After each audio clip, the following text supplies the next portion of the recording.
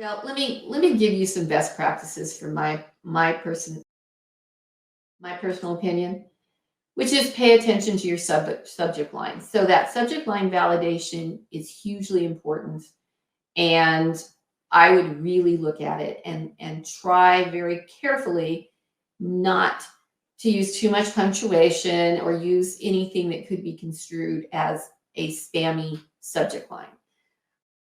It's kind of hard to know, but if you get a lot of spam emails, you probably have seen them.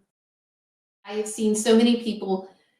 Basically, you typically write your subject line almost like a sentence. You can capitalize the first word and then put everything else in lowercase. You cannot tell your subscribers often enough to look for your emails and whitelist your emails. Why do emails end up in spam? There are a lot of factors. Those of us who use Gmail, Gmail's really good about scanning and sending spam to the spam folder.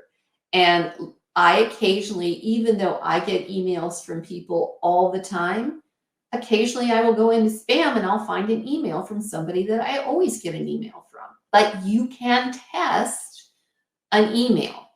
And I would highly recommend the authority in my book on what constitutes good email sending practices is HubSpot.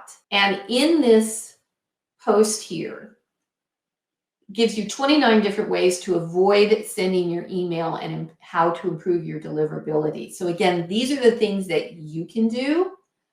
There we go. Mailtester.com. It scores the deliverability of your email on a scale of 1 to 10. They give you a dummy email address. I used the preview of my email and sent it to that dummy email address. And then I went back to mailtester.com and clicked the button and it gave me my score. And it told me exactly the different things that were wrong. I would create test email accounts in different email clients. So if you don't use Gmail, create a free Gmail account. If you don't use Outlook, I actually was going to go in Outlook and create a dummy account just so when I'm sending out my emails, I can see how they render in those different email clients. This is a huge topic. There's a really great way to clean your list in Kajabi. I'll tell you right now, I deleted 25% of my email list last week.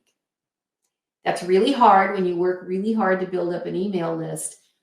But these were people that had been on my list since prior to 2019. They had not opened emails. They had not engaged in my email content. And they were reducing my statistics. So my open rate was much lower than it should have been because these people are just not engaged. They were just not interested. They had not unsubscribed, but who knows what was going on. So I deleted them. And immediately my open rate went up. So that also that is a factor in whether or not your emails get delivered, is how many people actually are opening your emails, because that sends a signal that your emails are expected, that you are welcome, and the content is not spammy. The IP address reputation dictates whether or not the email gets in spam. That's one of the reasons, or one of the factors. That's kind of out of your control. But I went through, when I did that mail-tester,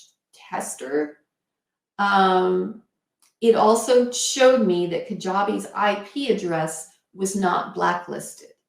If the IP address from where it's being sent has been blacklisted, that's going to impact. Including alt text for your images, because remember I said a lot of the email clients don't automatically show your images. If you don't include alt text to let them know that there was an image there or what the image was, it throws up kind of a red flag. So now with Kajabi, you do have the option of adding alt text for your images. Don't continue to send email to bounced addresses. I'm going to talk about email The term is good list hygiene. And one of those things is checking for your bounced emails and deleting them. If they're not deliverable and you keep them on your list, it's going to hurt your sending reputation.